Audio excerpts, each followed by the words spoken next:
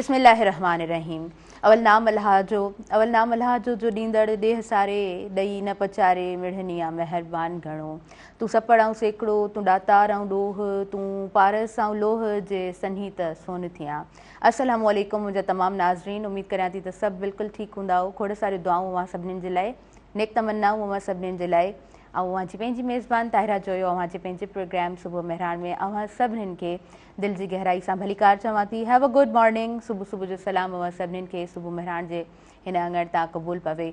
मौसम अॼु बि तमामु सुठी आहे, तमामु ख़ूबसूरत मौसम आहे। पाण हैदराबाद जी ॻाल्हि कयूं या पाण कराची जी ॻाल्हि कयूं, मौसम ॾाढी दिलकश आहे, मौसम ॾाढी वणंदड़ आहे। ख़ूबसूरत मौसम हर कंहिंखे वणंदी आहे, छो त हीअ मौसम पाण सभिनीनि खे घटि नसीबु थींदी आहे। मां हमेशह चवंदी आहियां त 7 खां 8, 9, 10 महीना पाण गर्मी बर्दाश्त कंदा आहियूं ऐं हुन खां पोइ घटि टाइम असांखे मिलंदो आहे हिन मूनसून जे मौसम में। जॾहिं सुठा ॾींहं नसीबु थींदा आहिनि त पाण सभु जेको आहे न उहो बि ख़ुशि हूंदा आहियूं। ऐं मां हमेशह इहा बि ॻाल्हि कंदी आहियां त इहा मौसम जेको आहे सो मिज़ाजनि ते बि असरु कंदी आहे, ओड़ी तरह असांजी जेको आहे न ज़हनी सिहत ते बि असरअंदाज़ हूंदी आहे। छो त नेचर जो ऐं इंसान जी ज़हनी सिहत जो जेको आहे न ॾाढो गहरो कनेक्शन हूंदो आहे, ॾाढो तालुक़ु ज़बरदस्त हूंदो आहे मौसम जो ऐं इंसान जी ज़हनी सिहत जो। पहिरियों पाण कराची हलूं था, कराची जी ॻाल्हि कंदासीं। इंफ्रास्ट्रक्चर ऐं सभिनीनि खे ख़बर आहे जेको इंफ्रास्ट्रक्चर आहे ऐं जंहिं अंदाज़ में पाण जेको आहे न हमेशह मूनसून जी मौसम खे ॾिसंदा आहियूं। मूनसून जी मौसम मूं स्टार्टिंग में बि चयो त सुठी मौसम, ज़बरदस्त मौसम, ऐं हुनखां पोइ वरी जॾहिं इंफ्रास्ट्रक्चर जी ॻाल्हि अचे थी, हिकिड़ो क्वेश्चन मार्क अची वञे थो त पाण सभिनीनि जी जेका आहे न रूटीन उहा बि डिस्टर्ब थियणु लॻंदी आहे। अॼु बि प्रिडिक्शन आहे कराचीअ में, अॼु बि बरसाति पवंदी, मींहुं पवंदो। ऐं जेतिरो मींहुं पियो आहे हुनखां पोइ जॾहिं असां ॾिसूं था कराची जी ओवरऑल सूरत हाल, त हर हंधि असांखे पाणी ई पाणी नज़र अचे थो। बल्कि पूरो कराची पाणीअ हेठि पाण चऊं त इहो बि चवणु वधाउ न हूंदो। It's very hard. पाण जेका असांजी रोज़मर्रा जी रूटीन आहे उनखे जेकॾहिं कंटिन्यू कयूं था त उन रूटीन में असांखे ॾाढो घणो मसइलो थिए थो। सुबुह जो सवेर तव्हांखे ऑफिस वञिणो आहे, तव्हांखे किथे बि पहुचणो आहे, तव्हांखे स्टूडियो वञिणो आहे, तव्हां सभिनीनि खे जेको आहे न उहा मुश्किलात ज़रूरु दरपेश अचे थी। अॼु जे ॾींहं ते बि बारिश थिए थी त जेका बि सूरत हाल हूंदी उहा तव्हां हीअ सभिनीनि जे साम्हूं हूंदी। मां हिकिड़ी गुज़ारिश ज़रूरु कंदसि त अव्हां जॾहिं घर खां ॿाहिरि निकिरो था, स्पेशली तव्हांजा जेके ॿार आहिनि उन्हनि खे जॾहिं घर खां तव्हां ॿाहिरि कढो था त हीअ बिजली जा जेके पोल हूंदा आहिनि, थंभा हूंदा आहिनि, इन्हनि खां थोरो परे परे रहो। ऐं पाणी जॾहिं हूअं बि घणो स्ट्रीट्स में जमा थी वेंदो आहे ऐं पाण खे जेको आहे न गुज़रण में मुश्किलात थींदी आहे। तव्हां नंढी गाॾी खणी निकिरो त गाॾी जे अंदरि बि पाणी अची रहियो हूंदो आहे। स्किन डिज़ीज़िस उतां खां जेको आहे सो पैदा थियनि थियूं ऐं हिन वक़्तु स्किन डिज़ीज़िस जो तमामु घणो ख़तरो आहे। बल्कि ईअं चवां त हिकिड़ी वबा जेका आहे न उहा पिणु फैलिजी चुकी आहे। सो पंहिंजो तमामु घणो ख़्यालु कयो, पंहिंजे ॿारनि जो स्पेशली तमामु घणो ख़्यालु कयो। छो त कोई बि वबा फैलिजंदी आहे त घणे खां घणे असरअंदाज़ जेका थिए थी उहा नंढनि ॿारनि ते थींदी आहे ऐं उहा जेके बुज़ुर्ग हुजनि था उन्हनि ते थिए थी। सो हूअं बि चयो वेंदो आहे त तव्हां जॾहिं केयर कंदा आहियो त उहा शइ पंहिंजे हथ में हूंदी आहे त तव्हां पंहिंजी केतिरी केयर कयो था। ऐं इन ॻाल्हि खे बि पाण सभु एक्सेप्ट कंदा आहियूं त जेतिरी केयर असां पंहिंजी पाण करे सघूं था उहो कोई ॿियो नथो करे सघे। अच्छा जी, उनखां अलावा जेकॾहिं ॻाल्हि कयूं जलालपुर जी, त सैलाब जी जेका बि सिचुएशन आहे उहा पाण सभिनीनि खे ख़बर आहे। ऐं काल्ह जे ॾींहं ते बि ॿेड़ी जेको आहे उहा कल्टी थी आहे, सॼी ॿेड़ी ऊंधी थी वई आहे ऐं उहे उन में माण्हू मौजूदु हुया जेके सैलाब खां बचण जे लाइ उतां खां निकिरी रहिया हुया, सेफ प्लेस ते महफ़ूज़ मक़ामनि जे लाइ हू वञी रहिया हुया। ऐं मां जॾहिं बि हिननि ॾिहाड़नि में प्रोग्राम करियां थी या पोयां वारी सिचुएशन जेका असांजी गुज़री आहे ॿोॾि वारी, त मूंखे उहे बि मंज़र मुंहिंजी अखियुनि जे आॾो आहिनि। ऐं मां इहा ॻाल्हि रिपीट बि कंदी आहियां त हिन सिचुएशन में पंहिंजा घर, पंहिंजा अझा सभु छॾणु, पंहिंजो ॻोठु छॾणु, पंहिंजा बेड़ा छॾणु, पंहिंजूं तमामु आसाइश ज़िंदगी, तमामु उहे शयूं छॾणु ॾाढो मुश्किल हूंदो आहे। उहे माण्हू जॾहिं निकिरनि था ऐं ॿेड़ी जेकॾहिं कल्टी थिए थी त सोचे सघिजे थो त उते छा हंगामी सूरत हाल हूंदी। जॾहिं मां वीडियो ॾिठी त तमामु जेको आहे न उहो वीडियो हिकिड़ो त मुंहिंजे लाइ त तमामु ॾुखाईंदड़ बि हुई, ऐं त ॾिसी बि कोन पई सघां, छो त उते जेका सिचुएशन क्रिएट थियल हुई यकीनन उहा जेको आहे न ॾिसण जे हिकु सेंसिटिव पर्सन जे लाइ जॾहिं असां इन तरह जी वीडियो ॾिसूं था त असांजे लाइ ॾाढो हार्ड हुजे थो। अच्छा, उते जेको आहे सो सिक्योरिटी टीम्स बि अची वियूं ऐं उन्हनि उतां जेको आहे सो माण्हुनि खे बचायो बि वियो आहे ऐं अलाह साईं खां दुआ बि घुरूं था त अलाह साईं तव्हांजे जान ऐं माल जी हिफ़ाज़त करे। रेस्क्यू टीम्स अलर्ट आहिनि ऐं सुठे तरीक़े सां कमु करे रहियूं आहिनि। उन वीडियो में जहिड़े तरीक़े सां नज़र अची रहियो आहे ऐं तमामु इदारा जेको आहे सो एक्टिवली हिन वक़्तु वर्क करे रहिया आहिनि। इहो हिकिड़ो ॿियो अलॻि बहस मुबाहिसो आहे त असां वटि स्ट्रेटजीस कीअं आहिनि या कमु कीअं थियणु घुरिजे, पर फ़िल वक़्तु जेकॾहिं ॻाल्हि कजे थी जेका हंगामी सूरत हाल आहे पूरे पाकिस्तान में, ख़ासि तौर ते पंजाब में, त असांखे हर इदारो सुठी तरीक़े सां कमु कंदे नज़र अची रहियो आहे। नाज़रीन, उनखां अलावा जेकॾहिं रावी, चनाब, सतलज, सिंधु दरियाह, कंहिं बि दरियाह जी ॻाल्हि कयूं था, पाणी किथां बि छोड़ थिए थो, पाणी पंहिंजो रस्तो पाण इख़्तियार कंदो आहे। पाणी जे रस्ते जी रोकथाम जॾहिं थींदी आहे त पाणी खे पंहिंजो जेको दग आहे उहो यादि हूंदो आहे। पाणी पंहिंजो रस्तो कॾहिं बि कोन विसारींदो आहे। जॾहिं असांजे भर वारे मुल्क खां पाणी असांजे मुल्क में अचे थो ऐं जॾहिं पंजाब खां पाणी जॾहिं सिंध में अचे थो त असां सभु ॾिसूं पिया दरिया जो चाढ़ बि सिंधु दरिया पंहिंजी मौजुनि में आहे, पर राति जी जेकॾहिं मां ॻाल्हि कयां त चाढ़ तमामु घणो वधीक हुयो ऐं हर ॾींहं ते इहा रिक्वेस्ट सभिनीनि सां मां करियां पई त जॾहिं बि तव्हां वटि कोई बि पर्सन अचे पियो, तव्हांखे ॿुधायो वञे पियो त तव्हां सेफ मक़ामनि ते पहुचो त महिरबानी करे जान खां वधीक कुझु कोन हूंदो आहे, पंहिंजी जान ऐं माल जी हिफ़ाज़त करियो। रब साईं सभिनीनि जी मदद कंदड़ आहे ऐं तव्हांजे लाइ जेको आहे सो हिन प्रोग्राम जो स्टार्ट वठंदी आहियां तॾहिं बि दुआउनि सां स्टार्ट हूंदो आहे ऐं रब साईं सभिनीनि ॾे जेको आहे सो ख़ैरो आफ़ियत जी नज़र करे। असां पंहिंजे प्रोग्राम में प्रोग्राम जी जेका ख़ासि ॻाल्हि हूंदी आहे त इंट्रोडक्शन खां पोइ जेके आयल मुअज़्ज़िज़ महिमान हूंदा आहिनि उन्हनि जी तरफ़ सां अॻियां वधंदा आहियूं। सो जी, मुंहिंजे प्रोग्राम में ॾाढा ज़बरदस्त अॼु गेस्ट मौजूदु आहिनि ऐं जेकॾहिं आर्ट जी ॻाल्हि कयां, जेकॾहिं शोबिज़ जी ॻाल्हि करियां, जेकॾहिं ऐं नंढी नंढियुनि शोबिज़ जे अंदरि बारीकियुनि जी ॻाल्हि करियां त हमेशह सुहिणे अंदाज़ में असांखे जेको आहे सो अपडेट करे रहिया हूंदा आहिनि। The one and only Syed फिदा हुसैन शाह साहब, तव्हांखे दिलि जी गहराई सां भली कार चऊं था। वालेकुम अस्सलाम, कीअं आहियो? ठीकु आहियो? अल्लाह जा एहसान है, मालिक जा करम है, शुक्र अल्हम्दुलिल्लाह। हमेशह जीअं फ्रेश फिट ज़बरदस्त। अवां खां मां इहो ज़रूरु पुछंदमि त हीअ जेका मौसम आहे मींहोकीअ जी मौसम, कीअं इंजॉय कंदा आहियो? हा, ॾिसो उन्हनि मारू अड़नि जहांगीरनि खे माण्हू यादि करे थो लाड़काणो या सखर में जेका हालत आहे, या ॿुधायो था पिया त ॿेड़ी ॿुधी वई आहे ऐं ज़ाहिरी ॻाल्हि आहे त उते कैजुअलिटीज़ थियूं हूंदियूं ऐं वक़्ती इंतिज़ामिया उते न पहुती आहे। हालांकि डिप्टी कमिश्नर इहे सभु दावाऊं था कनि त असांजा माण्हू, असांजूं टीमूं निकितल आहिनि। ॾुख जी ॻाल्हि आहे त हैदराबाद में त अहिड़ी सिचुएशन कोन्हे, अलाह साईं पनाह ॾे। आमीन। पर सखर ऐं लाड़काणे ॾांहुं जेकॾहिं फ़ौज बि रसी वञे रेस्क्यू लाइ त ॾाढी सुठी ॻाल्हि आहे। ऐं असां जहिड़ा बेफ़िक्रा माण्हू पाण जेके आहियूं आम क्लास जा विचे तबके जा माण्हू जेके पंहिंजे घरनि में आराम सां वेठा सिंध जी जेका सूरत हाल आहे उहा त पाण सभिनीनि खे ख़बर आहे न।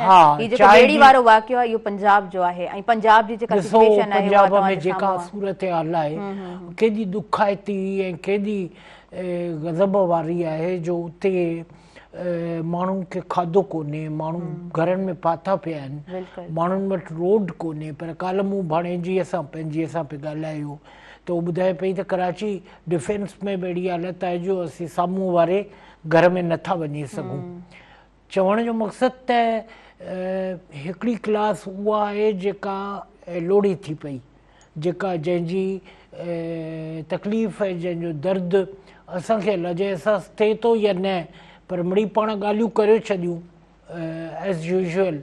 ऐं ॿिए पासे वरी ॾिसिजे त मज़े मज़े जा खाधा ऐं अट्रैक्ट कनि था, ख़ासि करे असां जहिड़े शुगर वारे माण्हूअ खे त ख़ासि करे बुसरी ऐं मिठी मानी ऐं देसी गिह में चिलो जी। ऐं इहे सभु शयूं ऐं उन खां पोइ पकोड़ा ऐं पकोड़नि में वरी तजुर्बा करणु उन में बेदो मिक्स करणु ऐं उन खां पोइ पकोड़ो ठाहिणु या सयूं मिक्स करणु पकोड़े में ऐं इहे शाम जा स्नैक्स ठहनि था जेके चांहि सां या कॉफ़ीअ सां माण्हू पीए थो।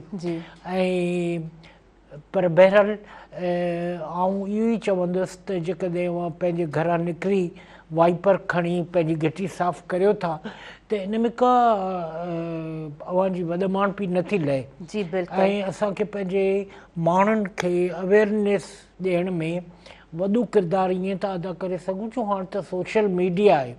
मसलन जेकॾहिं को रोड ब्लॉक आहे त असीं ॿुधाए सघूं था त बाबा ही रोड ब्लॉक अथव हिते न वञो। ऐं ज़ाहिर ॻाल्हि आहे हुकूमत कोशिशि करे थी पई काल्ह खां टियों ॾींहं खां ॾिसूं पिया त CM निकितो आहे, सईद गनी निकितो आहे कराचीअ जे घिटियुनि में। ऐं हिते हैदराबाद में अञा त पाणीअ जो एॾो मसइलो कोन्हे पर पाणी किन किन घिटियुनि में किन किन रोडनि ते तमामु घणो आहे जीअं असांजे मेरठ टीवीअ जे ई एग्ज़ैक्टली तव्हां बिल्कुलु सही चयो पिया छो त जीअं तव्हां चयो न त DC साहब या टीम्स जेको आहे सो उहे त कमु कनि पियूं पर ज़ाहिरी ॻाल्हि आहे थोरो टाइम टेकिंग ही प्रोसेस हुजे थो जंहिंमें सबुर ऐं तहमुल जी पाण सभिनीनि खे ज़रूरत ज़रूरु हुजे थी। पर उन खां अहम ॻाल्हि इहा आहे त तव्हां वेही करे क्राए कयो, तव्हां वेही करे दुनिया खे ॿुधायो, तव्हां वेही करे मीडिया ते चओ त मुंहिंजे घर जे अॻियां पाणी बीठो आहे, असांजे पाड़े में एॾो पाणी बीठो आहे। त इन खां बहितर इहो कोन आहे त तव्हां सभु मिली करे जेकॾहिं पंहिंजे सिर्फ़ु पाड़े खे पंहिंजी घिटीअ खे जेकॾहिं तव्हां थोरो साफ़ु कयो त तव्हां बिल्कुलु सही चओ तव्हांजे वॾ माणपीअ में घटाव कोन ईंदो। ॾाढी ज़बरदस्त ॻाल्हि कई आहे, तव्हां ॾाढी सुठी ॻाल्हि कई आहे।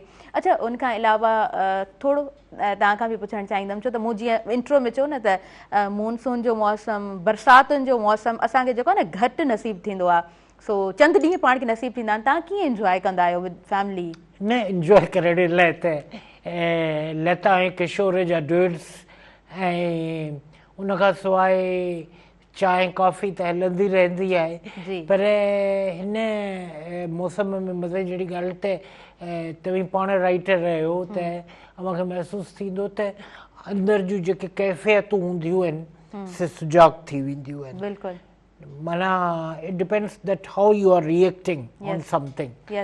भले उहे सर्कमस्टेंसिस हुजनि या का फीलिंग हुजे या गुलज़ार जो नज़म हुजे त उहा शइ बि उथियो बीहे थी ऐं संभारा पंहिंजे अंदर में आहे सो पाण सिंधी माण्हू उन शइ सां करियूं था छा सां ईअं सुर सारंग सॼो लिखी छॾियो। बिल्कुलु ठीकु आहे न त पाण जेके मीडिया जा जेके शोबिस जा जेके अदीब शाइर उन्हनि जी अखि खुड़के थी ऐं उहा अखि सिधी जमालियात जो अक्स करे थी ऐं उन वहिंवार सां ई ख़ुशबू पकड़िजे थी जेका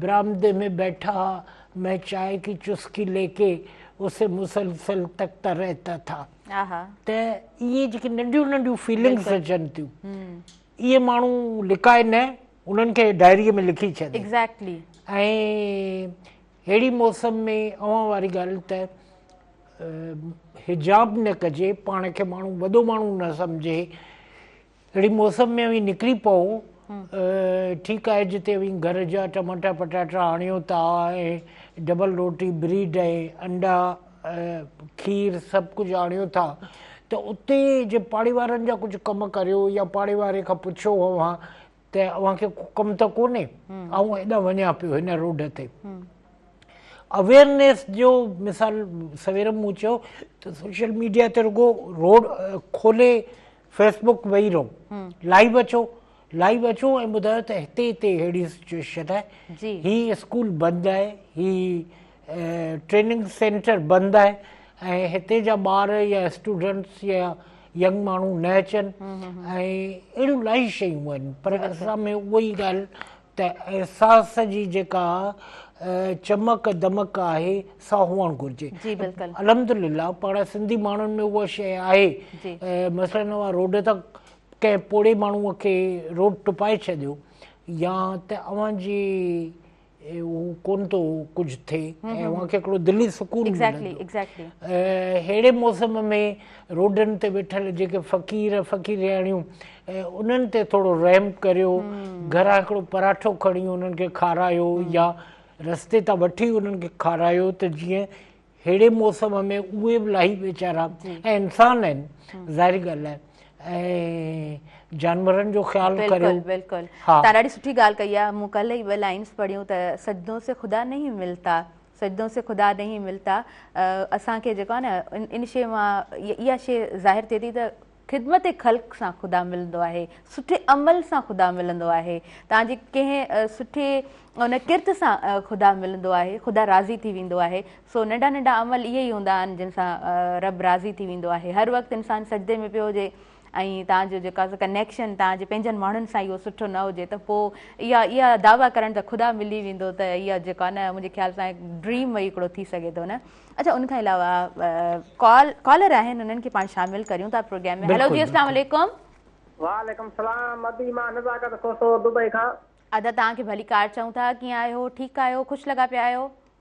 ख़ुशि लॻा पिया आहियूं, प्यार लॻा पिया आहियूं। बा पंहिंजे सिंधु वारा दुआऊं पिया घुरूं, सिंधु खे बचायोसीं दरिया खे। हा बिल्कुलु तव्हां सही चई रहिया आहियो, ईअं ई दुआउनि में यादि कंदा कयो। पंहिंजी आवाम लाइ ॾाढो ख़ुशि हुअनि, भले ॿाल लोड़े चाहे माल लोड़े, बाबा सिंधु ते क़ुर्बान आहे। अलाह साईं रहम कंदो। तव्हां ॿुधायो अदा, पंहिंजी सिंध धरती खे यादि कंदा आहियो? बसि ॾाढा ख़ुशि आहियूं। अफ़सोसनाक बि आहे, कराची ते अलाह रहम करे, कोई पंहिंजे पाकिस्तान ते रहम करे, बरसातूं बोडुनि खां पनाह ॾे। आमीन आमीन। प्रोग्राम ॾिसो पिया? ओके, कॉल ड्रॉप थी चुकी आहे, पंहिंजे प्रोग्राम जी तरफ़ अॻियां वधूं था।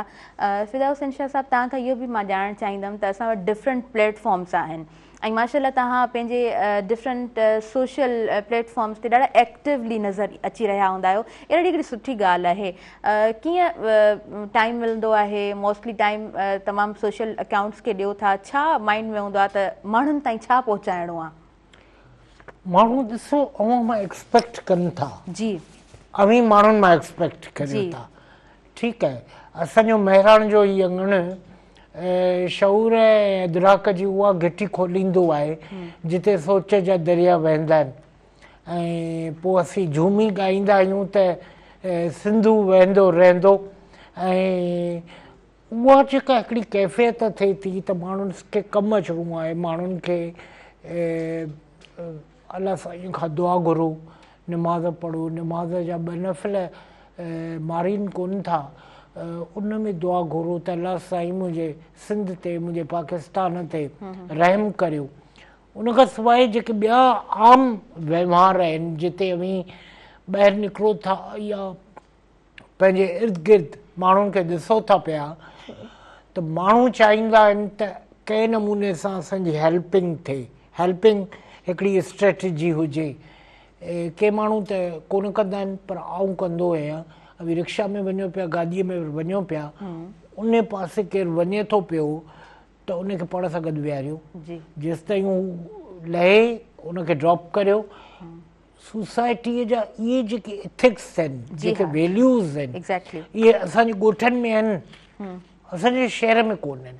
माण्हू हिते रोबोटिकल क़िस्म जी ज़िंदगी गुज़ारीनि था, जंहिंमें का डायमेंशन कान्हे। बिज़ाहिरू पाण खे ॾाढा सुधरियल चवनि था, पर ईअं कोन्हे। ऐं इलाही अहिड़ियूं शयूं मिसिंग थियनि थियूं जिन ते दुख थिए थो, वीचार थिए थो त हिननि माण्हुनि इहा ॻाल्हि सोची छो कोन्हे। हा, ऐं इलाही माण्हू पंहिंजो वीगो ऐं पंहिंजो मर्सिडीज़ वग़ैरह खणी जेॾी महिल ॿाहिरि निकिरनि था त पाणीअ में वेठल नंढड़नि कुतनि जे बचनि ऐं नंढड़नि जीतनि ऐं पखियुनि ऐं परिंदनि ऐं उन्हनि जो ख़्यालु नथा कनि। उन ॾींहुं आऊं घरां निकितुसि त घर जे अॻियां हिकिड़ो पारेल मथां थी किरियो हो, हुन करंट लॻो शायदि। सो ॾिठुमि त एक्सपायर थी वियो आहे ऐं मूंखे ॾाढो दुख थियो त हिकिड़ो भई लाइट जे उन मींहं जो मींहोगी लॻी पई आहे त उन मींहोगीअ में ई पारेल वीचारो। ऐं त इंसान जी ज़िंदगी बि अहिड़ी आहे। अवी रस्ते तां वञो पिया ख़ुदा न ख़्वास्ता जो पेर स्लिप थिए ऐं त इहे शयूं माण्हूअ खे ॾुखो ईनि थियूं ऐं पाण कोशिशि कंदो आहियां त जेकॾहिं गप आहे या पाणी आहे त उन मां ईअं लंघिजे जो माण्हू तिरके न पेर स्लिप न थिए ऐं इन ज़िंदगीअ सां असांखे पंहिंजे सॼे ॾींहं जो वहिंवारु गुज़ारणो पवे थो। अव्हां जी ॻाल्हि त रहमान अब्बास जो को नाविल बि पढ़णो पवे थो ऐं ख़ासि करे जेकॾहिं उहो यज़दान जहिड़ो हुजे ऐं वरी उनखे ॿुधाइजे त असां पढ़ियो ही त असां वरितोसीं। माण्हू आर्टिस्ट चए असीं मुर्तज़ा जॾहिं वेहंदा आहियूं पाण में त हैपनिंग्स जेके आहिनि मोस्ट हैपनिंग थिंग्स उन्हनि जो ज़िक्र कंदा आहियूं ऐं हीअ शइ अचे पई हीअ शइ थिए थी हीअ शइ थी वई हिन जा सोसाइटीअ ते कहिड़ा असर पवनि था। अवी होस्ट चयो माशाल्लाह यूनिवर्सिटीअ में बि एक्टिव रहियो ऐं उन खां पोइ अवी प्योर सोशल रूह आहियो त उन सोशल रूह खे अवी यूटिलाइज़ त करियो न इन्वेस्ट करियो ऐं सॼो ॾींहुं अवी एतिरियूं शयूं करियो था रुगो फेसबुक ते हिकिड़ो सुठो स्टेटस माण्हुनि जे मुंहं ते मुर्क आणे सघे थो। सो बहरहाल ज़बरदस्त ज़बरदस्त तव्हां ॾाढी ख़ूबसूरत ॻाल्हि कई आहे ऐं ख़ूबसूरत ज़हन ई इन तरह जूं ॻाल्हियूं करे सघनि था छो त हर माण्हू अॼुकल्ह जे दौर में मफ़ाद जे जंग जे पोयां आहे ऐं असां इन ॻाल्हि खे जेकॾहिं एक्सेप्ट न करियूं त इहा शायदि असांजी बेवकूफ़ी हूंदी ऐं सुठी ॻाल्हि आहे इंसानु किथे न किथे पंहिंजे लाइ बि सोचे पर बहितर ॻाल्हि इहा हूंदी आहे त तव्हां पंहिंजी सोसाइटी जे लाइ छा करे रहिया आहियो। मुंहिंजा काफ़ी इलाही सुठा टीचर्स आहिनि जेके PhD जे लाइ ॿाहिरि वञनि था ऐं उन्हनि खां मां हिकिड़ो क्वेश्चन पुछंदी आहियां जॾहिं बि मां कंहिं बि फ्रेंड और पंहिंजे उस्ताद सां वेहंदी आहियां त तव्हां जॾहिं ॿाहिरि वञो था त पोइ ॿाहिरि वञण खां बाद तव्हां उते सेटलमेंट जो छो न सोचंदा आहियो त उन्हनि जो मूंखे अक्सर मतिलबु उस्तादनि जो इहो आंसर मिलियो आहे त असां वापसि अची करे पंहिंजनि माण्हुनि खे सर्व करणु चाहियूं था। त इहा हिकिड़ी ॾाढी वॾी क्वालिटी हुजे थी त तव्हां जेको आहे सो बाख़्तियार बि आहियो ऐं तव्हां वटि जेको आहे तमामु उहे सहूलियतूं बि मौजूदु आहिनि तव्हां वञी करे जेको आहे न पंहिंजी ज़िंदगी खे बहितर करे सघो था पर तव्हां कुझु पिराए ऐं पंहिंजे माण्हुनि जे लाइ जेकॾहिं अचो था वापसि त इहे मां वरी बि चवंदमि त इहो बि ज़र्फ़ ख़ूबसूरत इंसाननि जो हुजे थो ख़ूबसूरत ज़हननि जो हुजे थो छो त हर कोई ईअं नाहे कंदो। अच्छा फिदा हुसैन शाह साहिबु तव्हां माशाल्लाह ॾाढा सुठा राइटर रहिया आहियो एंड स्टिल तव्हांजो कमु ॾाढो माशाल्लाह सुठो असांखे नज़र अची रहियो आहे। तव्हांजी राइटिंग जे पोयां लिखण जे पोयां तव्हांजे लाइ इंस्पिरेशन छा रही आहे? ॾिसो सभिनि खां पहिरीं इंस्पिरेशन हूंदी आहे अंदर जी उकीर अंदर जी सिक whatever you want to deliver to the people उहा हिकिड़ी उमंग त हाणे पंहिंजे माण्हुनि खे पंहिंजे जेके अवाम आहे उनखे कहिड़ी ॻाल्हि कजे। Once upon a time when I was working इन अख़बार जहां एंड इबरत मैगज़ीन त बॉम्बे इंक्वायरीअ में बि मूं पंहिंजे सिंध जा एटीट्यूड्स एटिकेट्स कोन छॾिया। नंढियूं नंढियूं ॿारड़ियूं छोकिरियूं लिखंदियूं हुयूं ऐं उन्हनि खे चवंदो हुअसि क़ाबिल एतिराम भेण मुहतरम भेण मिठड़ी अदी नंढड़ी अदी। उन सां छा थो थिए जो बहसियत सहाफ़ी बहसियत सोशल मोटिवेटर अवां जी हिकिड़ी काउंसलिंग थिए थी माण्हुनि में हीअ कहिड़ी टाइप जो माण्हू आहे वट type of a person is बिल्कुलु त उनखे हिकिड़ो त ज़हनी हिकिड़ो त नफ़्सियाती तौर ते जेके जेके माण्हू अव्हां खे ॾिसनि था पिया जेके जेके माण्हू अव्हां खे ॿुधनि था पिया हींअर पाण वेठा आहियूं महिराण ते त अव्हां खे खोड़े छोकिरियूं खोड़े असांजूं नियाणियूं ॾिसंदियूं हूंदियूं ऐं वरी पाण खां पुछंदियूं त छा ताहिरा वांगुरु आउं होस्टिंग करे सघां थी। इहा जेका कन्वर्टिंग द लिगेसी इहा जेका प्रोसेस आहे इहो ॾाढो ज़बरदस्त आहे ऐं उन में इहो थिए थो त माण्हूअ खे सोचणु सम्झणु गौर करण लाइ इलाही शयूं मिलनि थियूं दलील अॻियां अचनि था आर्ग्यूमेंट्स ते बहस करियो था ज़रूरी कोन्हे तव्हीं प्रोसीडिंग्स लाइ रुगो वकील हुजो या जज हुजो, Exactly. पर हिकिड़ो इंसान जो अंदरि जो माण्हू आहे जेको consciously you are well bloomed from your universities and colleges, ऐं उन खां पोइ जेको अव्हां जो वहिंवारु आहे, अव्हां जी पर्सनैलिटी, अव्हां जी टाई, अव्हां जे कपिड़नि जा कलर, इहे सभु शयूं अट्रैक्ट कनि थियूं। बिल्कुलु, तव्हां बिल्कुलु सही चई रहिया ऐं आहियो। इन्हनि शयुनि में माण्हू पंहिंजे सिंध में असांखे त छा साईं शेर शेर में सेखारी आहे। बिल्कुलु। जमालियाती जेका सूंहुं आहे सा मुंहिंजे मटियारनि जे वलिनि जे रोज़नि तां मथां कीअं लहंदी आहे कबूतरनि वांगुरु सही था ऐं चओ, उॾामंदी वेंदी आहे, ऐं इहे शयूं ॾाढियूं दिलि खे तसली ॾियनि थियूं, तक़वियत ॾियनि थियूं बिल्कुलु। त whatever we are doing our own people. Yes, for our own people. तव्हां बिल्कुलु सही चई रहिया आहियो। व्यूवर्स, कचहरी जो सिलसिलो बिल्कुलु हलंदो रहे पियो, पर वक़्तु थी वियो आहे शॉर्ट कमर्शियल ब्रेक जो। नंढड़ो ब्रेक आहे, ॾिसंदा रहिजो सुबुह मेहरान।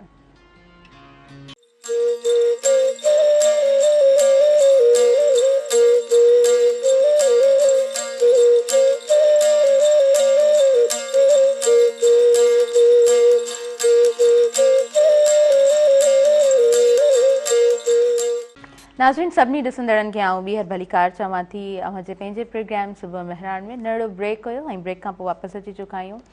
सखर हलंदासीं ऐं सखर जी सूरत हाल जेको आहे सो उहा तव्हां सां शेयर कंदासीं। इनायत भट्टी साहब असां सां गॾु मौजूदु आहिनि, मेहरान टेलीविज़न जा रिपोर्टर आहिनि ऐं ॾाढे ज़बरदस्त अंदाज़ में असांखे अपडेट ॾेई रहिया हूंदा आहिनि, ॾाढा अप टू डेट रहनि था। तव्हांखे भलीकार चऊं था इनायत भट्टी साहब। अस्सलाम वालेकुम। वालेकुम सलाम, महिरबानी जी। कीअं आहियो तव्हां? अदा ठीकु आहियो? जी जी अल्हम्दुलिल्लाह बिल्कुलु ठीकु आहियूं। माशाल्लाह जी, ज़बरदस्त। सखर जी मौसम कीअं आहे? सखर जी मौसम त ॿ मुसलसल जेका बरसाति हले पई, उन बरसाति खां पोइ ख़ुशगवार मौसम थी वई हुई ऐं वरी कल्ह मंझंदि धारे खां पोइ उस जी जेका तपश आहे उहा जारी आहे। जी बिल्कुलु, तव्हां सही चई रहिया आहियो। बोर्ड जी जेका सूरत हाल आहे उहा थोरो मां पुछणु चाहींदमि। सखर ऐं गुड्डू जी जेका करंट पोज़ीशन आहे उहा तव्हां असां सां ज़रूरु शेयर कजो। हा जी बिल्कुलु। अगरि बोर जी ॻाल्हि कजे त गुड्डू बैराज वटि वॾी बोर जेका डिक्लेयर कई वई आहे, पाणीअ जेको मथां वाकिरो आहे 5,02,874 क्यूसेक ते पहुचण बाद जेका हेठि वाकिरनि में सखर बैराज ॾांहुं 4,92,443 क्यूसेक पाणी छॾियो वियो आहे। ऐं जॾहिं सखर बैराज वटि पाणीअ जो मथां जेको वाकिरो आहे 4,04,05 क्यूसेक ऐं हेठां जेको वाकिरो आहे उहो 3,82,305 क्यूसेक ते पहुची वियो आहे। गुड्डू ऐं सखर बैराज जे वटि मुसलसल जेके पाणी में जेका वाध आहे उनजो सिलसिलो जारी आहे। हिन वक़्तु सखर बैराज वटि विचोले दर्जे वारी बोर्ड हलंदड़ आहे ऐं टिमूं बैराज ते अनफ्लो ऐं आउटफ्लो जेके ॿिन्ही जो मिक़दारु आहे उहो 2,79,908 क्यूसेक रिकॉर्ड कयो वियो आहे। ऐं पंजनद बैराज जे पाणी जेका आमद आहे ऐं ख़राज आहिनि उनजे 4,75,193 क्यूसेक रिकॉर्ड कयो वियो आहे। कोटड़ी बैराज जे पाणी जेका आमद आहे 2,53,145 क्यूसेक ऐं जेका ख़राज आहे 2,51,745 क्यूसेक रिकॉर्ड थियो आहे। इन सिलसिले में सूबाई rain and flood emergency monitoring cell ॿुधायो आहे त पाणी जे वाकिरनि बाबति लाॻापियल इदारनि खां अलर्ट जारी कया विया आहिनि ऐं कंहिं बि सूरत खे मुंहुं ॾियण जे लाइ सिंध हुकूमत 24 कलाक जेको आहे सो तयारु आहे। ऐं जेके पाणीअ जे ईंदड़ वाकिरा आहिनि, इखराज आहिनि, उहो अवाम खे जेको आहे मुसलसल जेको आहे आगाह करण जे लाइ सिंध हुकूमत पारां उपाउ वरिता विया आहिनि। जी जी। अच्छा, पब्लिक में बि तव्हांजो ज़ाहिरी ॻाल्हि आहे उन्हनि सां ॻाल्हि ॿोल हलंदी रहंदी आहे त तव्हां जेको आहे सो ग्राउंड लेवल ते कमु करे रहिया आहियो, उतां जी पब्लिक जो छा चवणु आहे, आम माण्हूअ जो छा चवणु आहे? ॾिसो, मां जेका कयां फ्लड जी त सिंध हुकूमत ऑलरेडी चई चुकी आहे त 6 खां 7 लख पाणी अचे पियो। जेका शुरू में जेका 9 लख 11 लखनि जेके अंग अखार अचनि पिया, अॼु त पंजाब में मुसलसल जेको आहे सो बरसाति आहे, बोड जे पाणी तबाही मचाई, केतिरियूं जानियूं ज़ाया थियूं। उन खां पोइ सिंध जे फ्लड में जेको आहे वॾो ख़तरो जेको 7 खां 9 लख ताईं वञे पियो। हिन खां पोइ जेका सिंध जे सूबाई वज़ीर अजाम ख़ान शोरो ऐं सिंध जो वॾो वज़ीरो गुज़िरियल ॾींहुं जेको आहे सो पाकिस्तान पीपल्स पार्टी चेयरमैन बिलावल भुट्टो ज़रदारी बि सखर बैराज ते पहुतो। उनखे बि जेको ब्रीफिंग ॾिनी वई त जेको आहे सो हींअर पाणी अचे पियो सिंधु दरिया में, उन में माना ख़तरो न आहे। 6 खां 7 लख पाणी अचे पियो। जे 6 खां 7 लख पाणी अचे थो त गुडू बैराज खां क्रॉस थी करे सखर बैराज ते पहुचंदो, उते आराम सां उहो पाणी निकाल थी सघे थो। जे अगरि 9 लख ताईं पाणी वेंदो त उन में न रुगो बैराज खे ख़तरो आहे, उन में जेके असां वटि जेके बंद आहिनि गुज़िरियल केतिरनि ई सालनि खां उनजी मरमत न थी सघी आहे। ऐं पोइ केतिरनि इलाइक़नि में रूणियूं पइजी सघनि पियूं, केतिरा ई ॻोठ पाणी में अची सघनि पिया। ऐं तव्हां ॾिठो हूंदो त गुज़िरियल ॾियारे सखर जे मुख़्तलिफ़ इलाइक़नि में जेके पनवाकिल में 4 वाहन खे जेको आहे सो घारा लॻा ऐं केतिरा ई ॻोठ जेको आहे सो उहे पाणी हेठि अची विया, हुनजा फसल ॿुॾी विया आहिनि। इन जे करे जेके माना 5 लख ताईं जेकर पाणी सखर बैराज में पहुतो त सखर जा मुख़्तलिफ़ माना तालुकनि जा जेके वाह आहिनि उहे सट न सघिया, टुटी विया। जे अगरि 9 लख ताईं पाणी अचे त पोइ त मुसलमान इहो चई सघिजे थो त माना जेको बंद आहिनि उहे त तव्हां ॾिठो हूंदो 2010 जी माह बोर्ड खां वठी 2025 ताईं उनजी का बि मरमत न थी सघी। हींअर पाणी जे सिंधूअ में अचण खां पोइ जेके बरसाति जो पाणी आहे ऐं जेके वाकरा अचनि पिया, उन खां पोइ सिंध हुकूमत जागी पई आहे ऐं जागण खां पोइ उन बंदनि जी निगरानी बि कई पई वञे ऐं सूबाई हुकूमत जेको आहे टास्क फोर्स बि जोड़ियो आहे। ऐं माना ईअं लॻे पियो त ॼण जेकर इहे शयूं 2010 जी बोर्ड खां पोइ थियनि हा त शायदि माना सिंध में बोर्ड जे हवाले सां पोइ ख़तरो न थिए हा। जी, तव्हां इहा ॻाल्हि त बिल्कुलु ठीकु चई रहिया आहियो। ऐं मां थोरो लॾ पलाण जे हवाले सां बि तव्हां खां पुछणु चाहींदमि। हुतां जे आम माण्हुनि जे लाइ यकीनन इहो हिकिड़ो वॾो चैलेंज हुजे थो त उहे जेको आहे सो लॾ पलाण जे उन सिलसिले में लॻी वञनि। केतिरा माण्हू जेको आहे सो सेफ मक़ामनि ते पहुता आहिनि ऐं तमामु जेका सूरत हाल तव्हांखे नज़र अचे पई, मां चाहींदसि त तव्हां ज़रूरु उहा बि एक्सप्लेन कयो। जी बिल्कुलु, लॾ पलाण जे हवाले सां सखर में 1122 जे जेके मुहाफ़िज़ आहिनि उन सखर जे जेको बागड़जी वारा इलाइक़ा आहिनि या कचे वारा जे इलाइक़ा आहिनि उन मां तक़रीबन 15 खां 20 ख़ानदान जेको आहे सो ॿेड़ीअ ज़रिए सखर जे 0 पॉइंट बंद ते पहुतल आहिनि। उनखे खेमा ॾिना विया आहिनि, उन खेमनि में हू तरसियल आहिनि ऐं उनजो फ़िलहालु उनखे खेमा ॾिना विया आहिनि, को मानी वग़ैरह जो बंदोबस्तु कोन्हे। केतिरा ई ख़ानदान बंदनि ते वेठल आहिनि ऐं अहिड़े हवाले सां पंहिंजो वॾी जेको जिते ख़तरो हूंदो आहे पनवाकिल जो जेको बंदि आहे सुमरापा वारी, उते उन्हनि वॾियूं कैंपूं क़ाइमु कयूं आहिनि। ख़ासि तौर ते मेडिकल कैंप ॿियूं जेका जानवरनि जे हवाले सां कैंप क़ाइमु कई वई आहे। डॉक्टर वग़ैरह हूंदा आहिनि पर उहे माना फॉर्मेलिटी तौरु जेको आहे बंदनि ते अचनि था, छाकाणि त हुननि खे बि इहा ॼाण आहे त जेको आहे जेको बोर्ड जो वाकिरो आहे उहो घटि पियो अचे। जंहिंजे करे सुबुह जे टाइम ते कमिश्नर सखर जा को आला अमलदार बंद ते निगरानी लाइ या चकर जे लाइ अचे पियो त उहो मुक़ररु थियण जेको अमलो आहे उहो फौरी तौरु आन काल ते पहुची वञनि था और उन सां गॾु ई वापसि हलिया वञनि था। हींअर माना जेके बंदि आहे जेको सखर खां घोटकी कश्मीर ताईं ॻाल्हि कजे त उते तक़रीबन 2 किलो 3 किलोमीटर जे बंद ते माना 5 ख़ानदान 6 ख़ानदान वेठल आहिनि ऐं जंहिंखे माना सिंध हुकूमत तरफ़ां इहे तरपाल वग़ैरह जेका ॾेई करे हुन में तरसायो आहे। जी, तव्हां बिल्कुलु सही चई रहिया आहियो। अच्छा, हूअं त सखर शहर सिंध जो जेको आहे सो 3 नंबर वॾो शहर आहे ऐं घंटाघर जी जेकॾहिं ॻाल्हि कयूं लबे मेराण, सखर ॾाढो ख़ूबसूरत आहे, ॾाढो ज़बरदस्त शहर आहे। उन शहर जी हिन बरसाति खां पोइ जेका सूरत हाल आहे, लास्ट ई मुंहिंजो सुवालु आहे त उहो कीअं ॾिसो पिया? बिल्कुलु, शहर जी सूरत बिल्कुलु तव्हां सही पिया चओ। सिंध जो 3 नंबर वॾो शहर आहे ऐं सिंध किनारे जे कप ते शहर रहियल आहे। मुंहिंजे शहर बखर जे खां पोइ सखर नालो पियो ऐं सखर शहर बिल्कुलु ख़ूबसूरत आहे।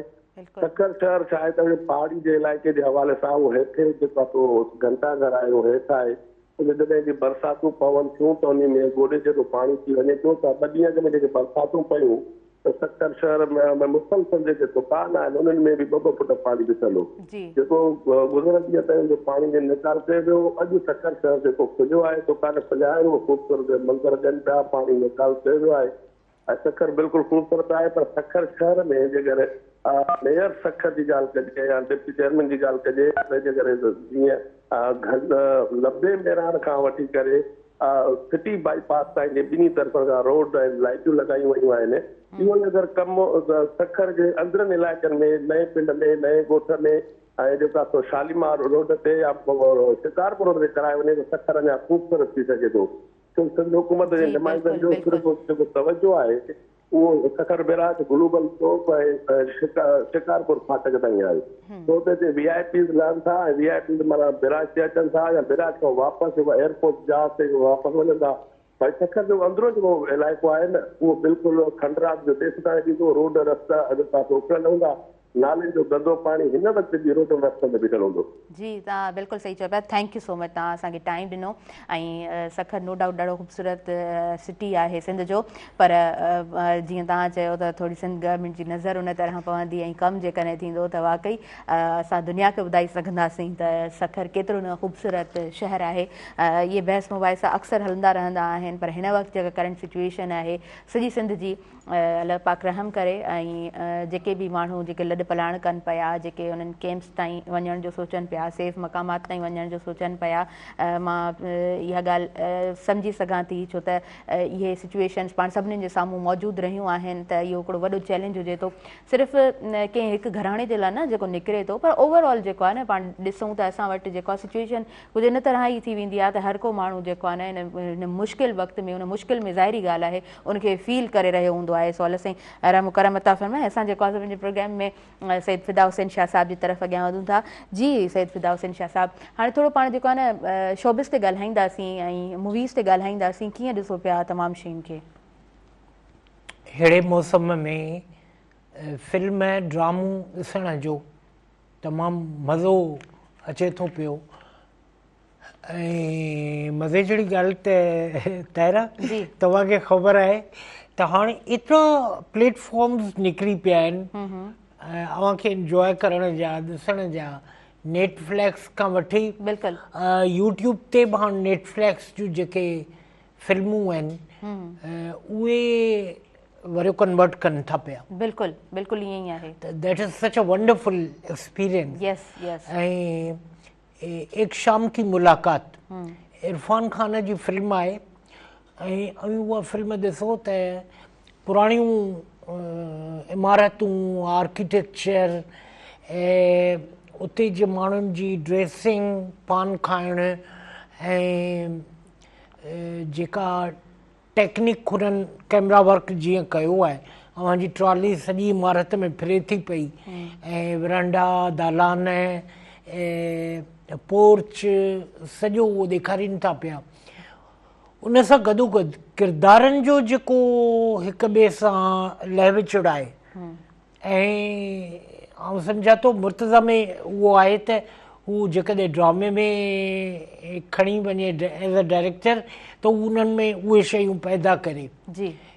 माना माई फुटी पई चुंडे ऐं वरी हीअं करे नकु उघेई ऐं मथे तां पघर बुघे थी, त इहे लागू शयूं जेके अहिड़ियूं मज़ेदार थियनि थियूं। ऐं हिन मौसम में शोबिस जे हवाले सां आउं सम्झां थो त पाकिस्तानी TV हिकिड़ो दफ़ो वरी नओं हिकिड़ो रुख़ इख़्तियार करे थी पई। सबा कमर, आमना शेख ऐं फैसल कुरैशीअ जो हिकिड़ो ड्रामो थो पियो अचे, केस नंबर 9।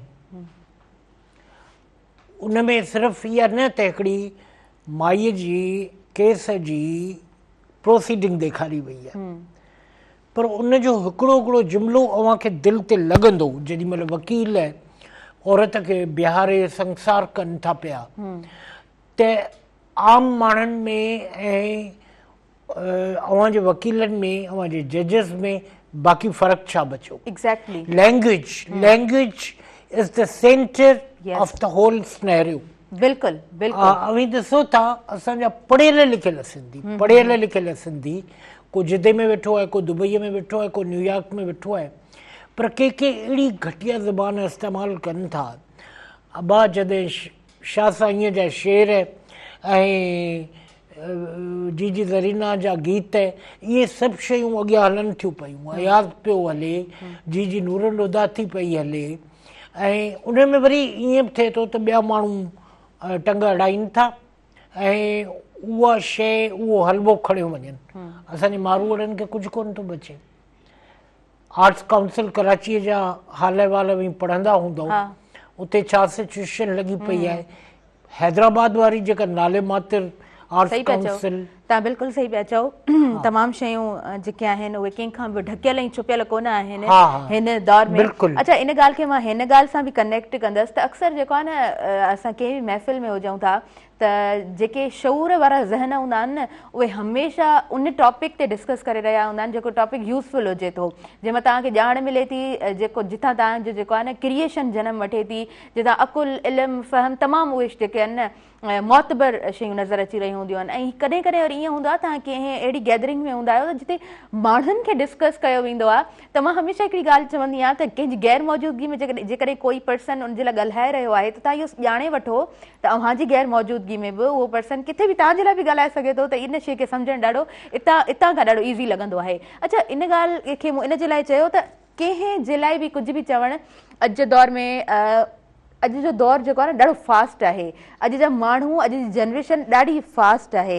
सो जॾहिं बि कंहिंजे लाइ बि कुझु बि चयो वेंदो आहे न, त अॼु जा माण्हू ॾाढा शार्प आहिनि, उन्हनि खे सम्झ में अची वेंदो आहे त कहिड़ो माण्हू कीअं आहे, ऐं उहा शइ जेका ॾाढी ट्रांसपेरेंट हूंदी आहे, ॾाढी क्लियर हूंदी आहे, तव्हां कंहिंजे लाइ कुझु बि चओ।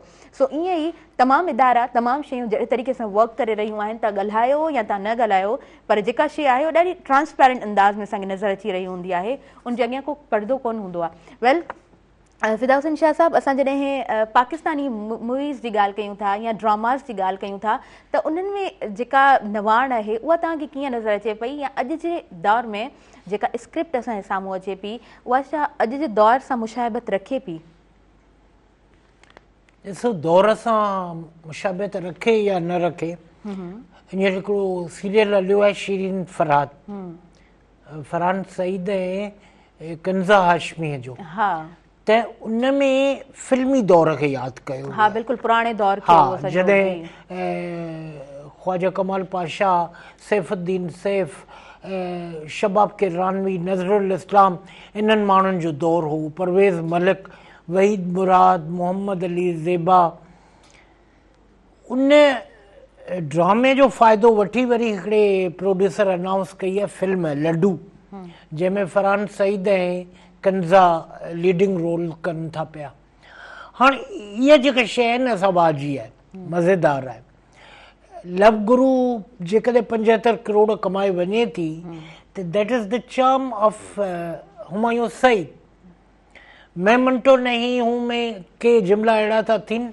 साइमा हिकिड़ो जुमिलो थी ॻाल्हाए त औलाद जे जा सिका जेके हूंदा आहिनि से भाग वारनि जे खीसे में हूंदा आहिनि। वाह।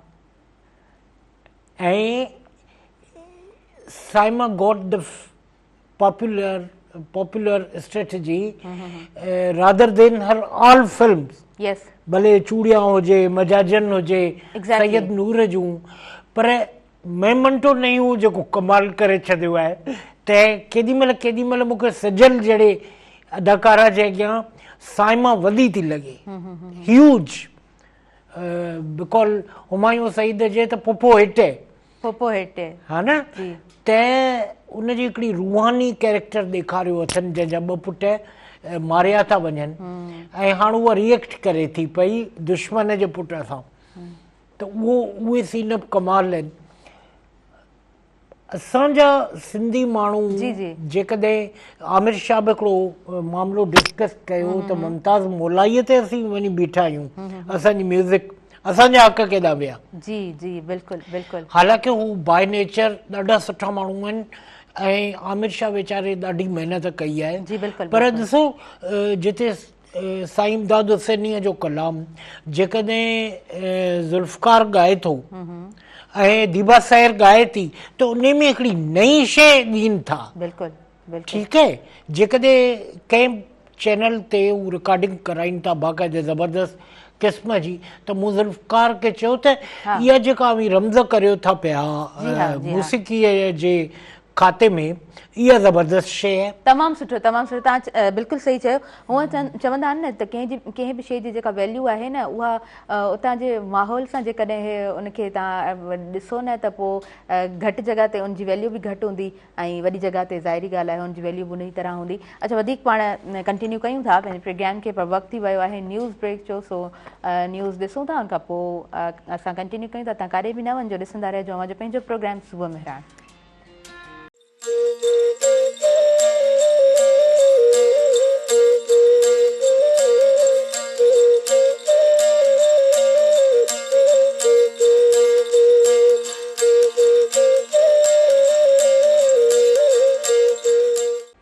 नाज़रीन सभिनी ॾिसंदड़नि खे आउं वीहर भलीकार चवां थी मुंहिंजे पंहिंजे प्रोग्राम सुबुह बहिराणे में न्यूज़ ब्रेक खां पोइ असां वापसि अची चुका आहियूं ऐं प्रोग्राम जे विच में न्यूज़ ब्रेक ॾाढो ज़रूरी हूंदो आहे। मूंखे लॻंदो आहे थोरो जेको आहे न अप टू डेट में माण्हू हुजे त छा थी रहियो आहे दुनिया में ऐं असांजी पंहिंजी सिंध में छा थी रहियो आहे, छा सूरत हाल आहे। क्लाइमेट चेंज हूअं बि बर्निंग वॾो हिकिड़ो बर्निंग टॉपिक आहे पूरी दुनिया में ऐं क्लाइमेट चेंज ते जेतिरो ॻाल्हाइजे हिन टाइम में असांखे ज़रूरत आहे त जेके असां ते इम्पैक्ट्स आहिनि, जेके शयूं असांजे मथां उहे जेको आहे न तारी थी वियूं आहिनि त वे फॉरवर्ड छा आहे, उन ते कीअं कमु कजे ऐं हर इंडिविजुअल पर्सन कीअं कमु करे सघो थो या मिली करे असां कीअं कमु करे सघूं था, पंहिंजी सोसाइटी में असांजो छा कॉन्ट्रीब्यूशन हुजणु खपे, इन ते थोरो जेको आहे न जिथे जिथे बि कमु थी रहियो हूंदो आहे मूंखे ॾाढो सुठो लॻंदो आहे त असां उन तरह जेको आहे सो सोचण बि लॻा आहियूं।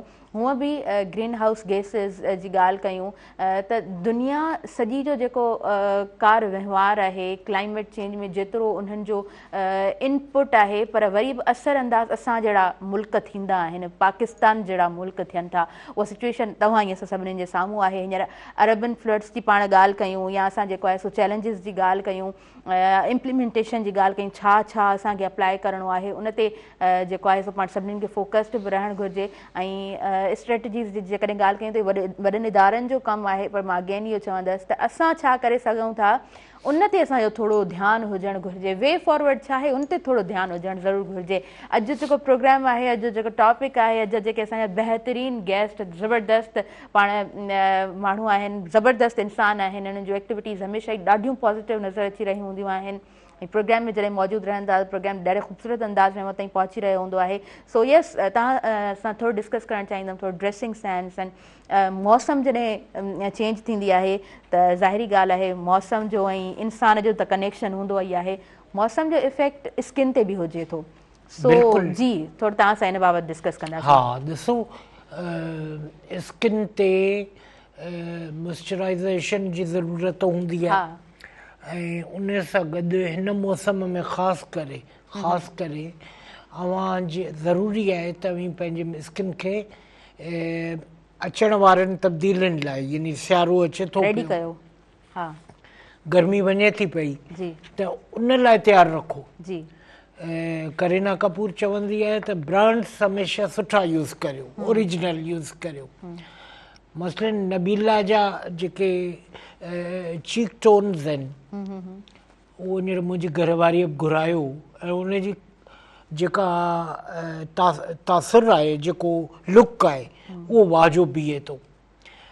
त आउं पंहिंजे भेनरुनि खे सलाह ॾींदुसि त जेॾीमहिल बि मेकअप जे डिपार्टमेंट में वञो था पिया, कॉस्मेटिक्स जे डिपार्टमेंट में वञो था पिया, त इहो ख़्यालु करियो त असीं निज शइ हणूं था पिया।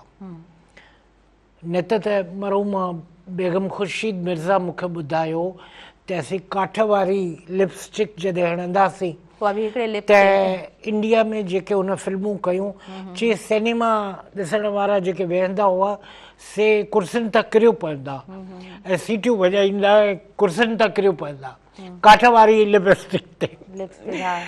दौर जी ॻाल्हि हूंदी आहे न। हा, हाणे बि ॾिसो उहो छा क्लासिक हिकिड़ो दौरु हो, नॉस्टैल्जिया हुई ऐं हाणे त वधीक शयूं ऑर्गेनाइज़ थी वियूं आहिनि। जी बिल्कुलु ठीकु आहे। भाॼियुनि मां चाइना वारा मेकअप जा सामान ठाहियो वेठा आहिनि ऐं हू अव्हांखे बाक़ाइदे सिर्फ़ु ईअं न त ऑफर कंदा, पर पहिरीं सॼो ब्रीफ डिस्कशन ॾींदा उन बारे में त हिन में ही इंग्रेडिएंट्स आहिनि, उन्हनि जा साइड इफेक्ट्स ही आहिनि, ही आहिनि। पाणी जजो पीअंदा करियो, छो जे मौसम चेंज थिए पियो न। जूसिस में जेकॾहिं आड़ू आहे बाज़ार में मिले थो पियो त उन जो रस पी सघो था। शुगर वारा वरी सूफ़ जो जूस जेको आहे सो आड़ूअ में मिक्स करे पी सघनि था त शुगर जजी बूस्ट न करे।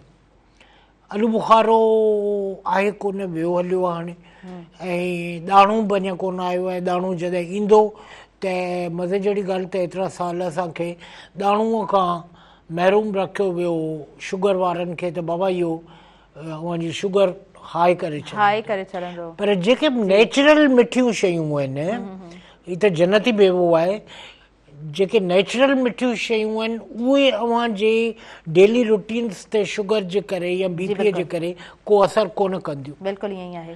ऐं उहा शइ वधीक सुठी थी थिए। राति जो अव्हां टे पिस्ता खाई छॾिया ऐं 7 पिस्ता खाई छॾिया रोज़ राति जो सुम्हण महिल, अव्हां जे दिमाग़ जी सॼी मसाज थींदी सम्झो, ऐं उहो अव्हां खे बीपी कोलेस्ट्रोल ऐं शुगर में वधीक स्टेबल कंदा, उहे उन्हनि खे लो कैटेगरीज़ में आणींदा। केॾीमहिल अव्हां जो हाई कोलेस्ट्रोल एतिरो वधियल हूंदो आहे जो सुबुह जे नाश्ते ते पराठो जेको बि खाओ था पिया उहो बि हाई थी वेंदो आहे। मुंहिंजो डॉक्टर हींअर पराठो बंदि आहे ऐं आउं सुबुह जो ढगड़ खाईंदो आहियां, आम ढगड़, पर गरम हूंदो आहे त माण्हू चांहि जे चुस्कीअ सां पी छॾींदो आहे, खाई छॾींदो आहे। त इहे शयुनि जो ख़्यालु कजे। ड्रेसिंग बि अॼुकल्ह जे दौर में भले बि ब्रांडेड पायो या छा, ऐं ब्रांडेड ड्रेसिंग आउं सम्झां थो वधीक सही रहे थी बिनिस्बत दर्ज़ीअ वटि वञणु, 3 महीना धिका खाइणु, ऐं अव्हां डिसंबर लाइ ठाराई अव्हां खे मार्च में पई मिले, गर्मी अची वई। बिल्कुलु बिल्कुलु। त उहा शइ जेका ड्रेसिंग थिए थी उन जो बि कथा ईअं करियो, तत्व ईअं करियो जो उहा अव्हां खे एन टाइम ते मिली थी वञे। ठीकु आहे। ऐं ड्रेसिंग्स में वॾा वॾा डिज़ाइनर असां वटि आया आहिनि, पर हिकिड़ी ॿी बि ॻाल्हि सुठी थी आहे त नंढा नंढा डिज़ाइनर्स निकिरी पिया आहिनि। हा बिल्कुलु। ॻोठनि मां बि वेठे असांजे मटियारीअ जो 2 सैयद घराणनि जूं छोकिरियूं आहिनि, उहे पाण जेके से डिज़ाइनिंग कनि थियूं पयूं, त उन्हनि जा कपिड़ा ॾाढा सुठा विकामजनि। असांजे भाउ मजीद थईम जी सखर में न्याणी आहे, उहा डिज़ाइनिंग करे थी पई, माशाल्लाह उन जा कपिड़ा सुठा पिया विकामजनि। त इहो ऑन द स्पॉट माण्हुनि खे घर ते अव्हां जी शइ रसे थी, अव्हां जी रिपुटेशन, अव्हां जी साख ठहे थी पई। जेकॾहिं नौमी अंसारी ऐं सारा सफ़ीना जेकॾहिं गज ते भर्त ते ऐं थर वारे रए ते मांदियूं आहिनि त असां सिंधियुनि जी जेका हिकिड़ी कम खे करण जी व्यवहार आहे जेको उहो एॾो ज़बरदस्त आहे जो उहो किथे न किथे कंहिंखे न कंहिंखे मुतासिर करे थो पियो। जी बिल्कुलु बिल्कुलु। माई भाॻीअ जो आलाप हुजे या जी ज़रीना जो लाॾो, अहिड़े मौसम में ॿुधण सां मज़ो। हा, ऐं इहे सभु शयूं जेके चौगिर्द रिवॉल्व थियनि थियूं त ब्रांड्स सुठा यूज़ करियो, मेकअप में बि, कॉस्मेटिक्स में बि। ऐं हाणे त उते बि मोटिवेशन वारा अव्हां जे लाइ बीठा आहिनि, छोकिरियूं बीठियूं हूंदियूं जेके अव्हां खे ब्रीफ कंदियूं त ही कीअं कहिड़े नमूने सां बि यूज़ करियो, छा करियो। पर निज शइ जेका हर्बल आहे जंहिंखे पाण चऊं था उहा इस्तेमालु करियो, उनजो साइड इफेक्ट नथो थिए। आड़ू, बादाम, पिस्ता ड्राई फ्रूट आहे, जेकॾहिं इहो बि खाईंदो त अव्हां खे पंहिंजी सिहत सुठी लॻंदी, पर ओवर कोलेस्ट्रोल न थिए, ओवर न थिए, कंहिं बि शइ जो एक्सेस ग़लति आहे। कलून जी असां वटि वॾो इशू ओबेसिटी जो आहे, पंहिंजे वज़न खे जेको आहे कोशिशि कजे त न वधाइजे। मां ॾिसंदी आहियां मतिलबु घटि टाइम में, छो त यूथ सां मुंहिंजो कनेक्शन इलाही हूंदो आहे न, त कंहिं सेशन में मां कंहिं छोकिरीअ खे ॾिठो त ॾाढी स्लिम ऐं ॾाढी प्यारी, ॾाढी सुठी, ऐं कुझु टाइम खां पोइ माना 4, 5, 6 मंथ्स जो गैप जेकॾहिं अची वञे थो त उहा ई छोकिरी अची करे जॾहिं साम्हूं खां मिलंदी आहे त ऐं सुञाणे कोन सघंदी आहियां। मां चवंदी आहियां अच्छा उहा ई हुयो, यादि ईंदो आहे त मां चवंदी आहियां एॾो डिफरेंस जल्दीअ में कीअं अची वियो, एॾो माना वेट वधणु। सो कोशिशि कजे त जेको आहे न पंहिंजो वेट मेंटेन रखंदो अचे। हर वक़्तु खाधो आई डोंट थिंक सो त सुठो लॻंदो आहे, हर वक़्तु खाइणु सुठो कोन लॻंदो आहे। थोरो रूटीन सां हिकिड़ो तव्हां पंहिंजो स्केड्यूल प्रॉपर ठाहियो त पोइ खाइण बि सुठो लॻंदो आहे, ऐं उहो जेको आहे न उहा बॉडी बि नज़र अची रही हूंदी आहे त हा भई तव्हां हिनखे मेंटेन रखियो आहे। सो इन्हनि तमामु शयुनि खे थोरो जेको आहे न उन्हनि जो ख़्यालु करणु घुरिजे। अच्छा, उनखां अलावा जॾहिं असां हर्बल शयुनि जी ॻाल्हि कयूं था, मां इहो बि बहस अक्सर ॿुधंदी आहियां त पहिरीं जे दौर में जेको आहे न केमिकल घणो इस्तेमालु कोन थींदो हुयो, हाणे असां वटि ऑर्गेनिक फूड कोन आहे, त उन ई तरह कॾहिं कॾहिं इन तरह जी वीडियो नज़र अची वेंदी आहे त तव्हां चांवर पीसे करे लॻायो, हनी लॻायो, त छा उन्हनि जो बि असरु सुठो हूंदो आहे स्किन ते? ॾिसो आयुर्वेदिक या हर्बल या इहे जेके शयूं हूंदियूं आहिनि उन्हनि जी सभिनि खां वधीक सुठो आहे त साइड इफेक्ट्स कोन्हनि। जी ठीकु आहे, साइड इफेक्ट्स कोन्हनि। हाणे उन हर्बल जा अव्हां वटि सोप साबुण मार्केट में अची विया आहिनि, लोशन अची विया आहिनि, ऐं विटामिन ई जा कैप्सूल अची विया आहिनि जेके बि वारनि खे हणंदो त वार मज़बूत थींदा, ऐं ईअं थिए थो वाकई। विटामिन डी जा कैप्सूल अची विया आहिनि जेके तव्हांखे गोॾनि जा जोड़ ऐं गोॾनि जे सूर में फ़रत ॾींदा। जर्मनीअ जो इटलीअ जो साहिब दॿे में हिकिड़ो तेल आहे ज़ैतून जो, उहो हिते खणंदो असांजी अम्मा बणंदी आहे, त उन सां अव्हांखे वधीक फ़ाइदो थींदो। कलूंजी निजी शइ आहे, हुज़ूर साईं सल्लल्लाहु अलैहि वसल्लम जिन फरमायो त कलूंजीअ में मौत खां सवाइ हर शइ जो इलाजु आहे। ऐं सुबुह साण वञे चिमची भरे खाई छॾियो त भई सॼो ॾींहुं एॾा रिलैक्स हूंदो ऐं हर शइ एॾो इफेक्टिवली कंदो जो मूंखे पाण हैरानी थींदी। त अलम गलम पिज़्ज़ा रोल इहे जेको जंक फूड आहे इहो खाइण सां माण्हूअ खे मसइला थियनि था पिया। पोइ ॾिसो हार्ट डिज़ीज़ केॾी वधी वई आहे। पहिरीं चवंदा वॾनि माण्हुनि खे थिए थी, हाणे त आम माण्हुनि खे नंढी उमिरि में 25 सालनि जा छोकिरा, 22 सालनि जा छोकिरा, 21 सालनि जा छोकिरा। त ॾिसो महिराण जे हिन प्रोग्राम जो मक़सदु इहो बि आहे त असीं हर लिहाज़ खां तव्हांखे सेफ रखूं, उन्हनि सभिनी शयुनि ते टेका टपड़ी करियूं जेके न सिर्फ़ु बहस जे लाइक़ु आहिनि पर उन्हनि खे हासा वापराइण जी बि ज़रूरत आहे। बिल्कुलु सही पिया चओ, ईअं ई आहे। ऐं हूअं बि न असां वारी जेका जनरेशन आहे जंहिं अंदाज़ में असांजी रूटीन हली रही हूंदी आहे न त प्रॉपर अंदाज़ में तव्हांजो ब्रेकफास्ट बि कोन हूंदो आहे ऐं को फिक्स टाइम न हूंदो आहे लंच जो या डिनर जो, देरि ताईं जाॻण ऐं राति जे टाइम ते देरि ताईं मोबाइल यूज़ करणु या लैपटॉप ते कमु करणु, त इहे सभु शयूं असांजी ज़ाहिरी ॻाल्हि आहे रूटीन खे डिस्टर्ब करे रहियूं हूंदियूं आहिनि। त असांजी वरी हेल्थ बि उन ई तरह हूंदी आहे, तमामु जल्दी असां जेको आहे सुकिरी पवंदा आहियूं, बीमार थी वेंदा आहियूं, थोरो फीवर थींदो आहे त खट ते ई पिया आहियूं, बेड ते ई पिया आहियूं, घर में ई पिया आहियूं, माना असांखे जेको आहे न उहो पुॼंदो ई न आहे। पर उनखां उन जे निस्बत में जेके ॻोठ जी ज़िंदगी ॾिसिजे थी त उहा उन माण्हू जी ज़िंदगी ॾाढी ज़बरदस्त आहे, छा हुजे पर सवेर सुम्हणो आहे, सवेर उथणो आहे, त इहा जेका शइ आहे न उहा वरी हेल्थ ते उन ई तरीक़े सां तव्हांजी ज़ाहिर थी रही हूंदी आहे। अच्छा जी, असां वधूं पिया शॉर्ट कमर्शियल ब्रेक जी तरफ़, नंढो ब्रेक आहे, काॾे न वञिजो, ॾिसंदा रहिजो अवांजो पंहिंजो प्रोग्राम सुबुह मेहरान।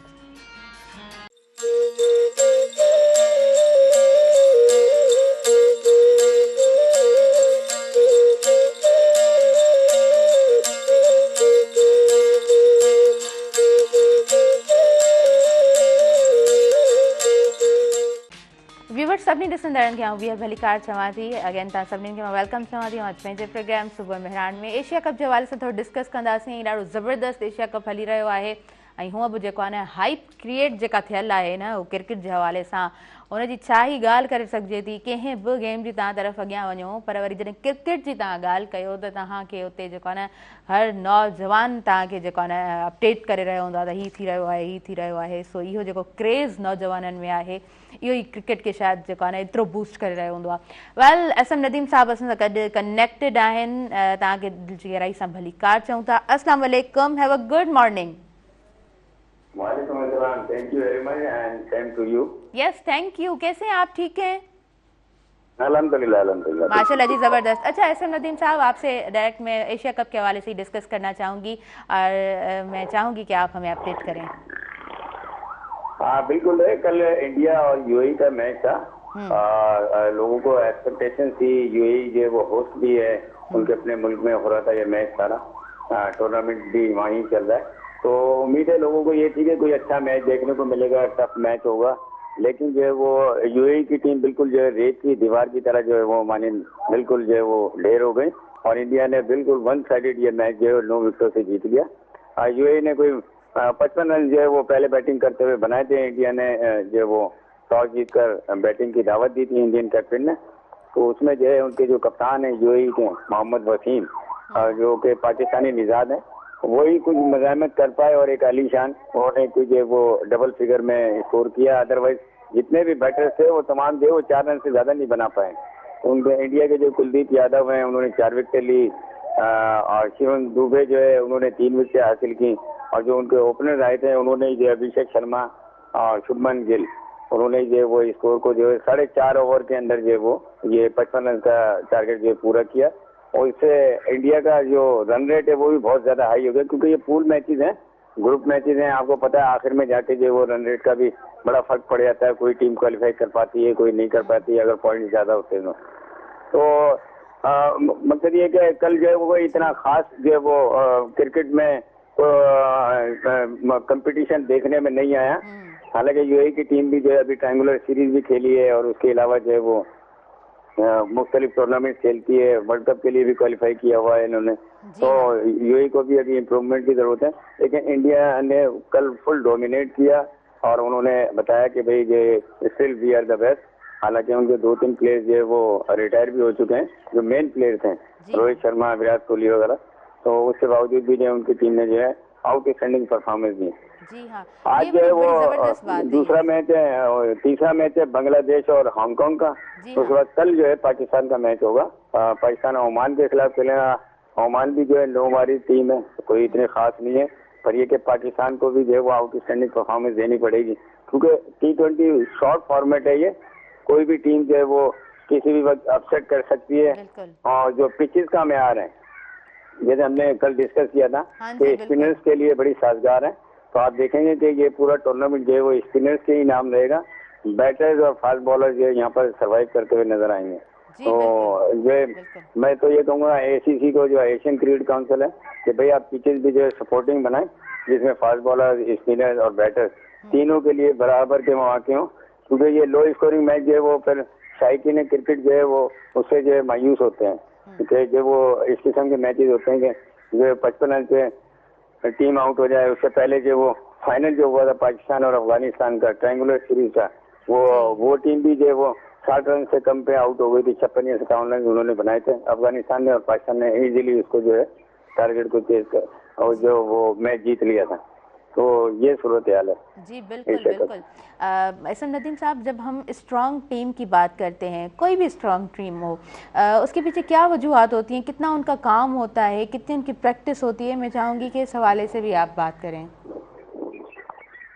हाँ देखें, ये पूरा जो एक प्रोसेस होता है, आपको पता है ग्रास रूट लेवल से जो प्लेयर्स को ये लोग लेकर चल रहे होते हैं, फिर उन पर नजर रखते हैं। पूरा मतलब एक मैकेनिज्म है, सिस्टम है ये पूरा, उस सिस्टम को फॉलो कर रहे होते हैं। अंडर 15 से जो ये प्लेयर्स को जो फॉलो करते हैं, फिर जो 17 में आता है, फिर 19 में आता है, फिर A टीम बनती है डिफरेंट कंट्रीज के, इनके टूर्नामेंट्स होते हैं, ठीक है ना। तो ये बड़े मजे हुए प्लेयर होते हैं, जैसे इंडिया है, पाकिस्तान है और ये दीगर मुल्क हैं, इंग्लैंड, ऑस्ट्रेलिया वगैरह, इनके प्लेयर्स जो है वो पूरा एक प्रोसेस तय करके आते हैं।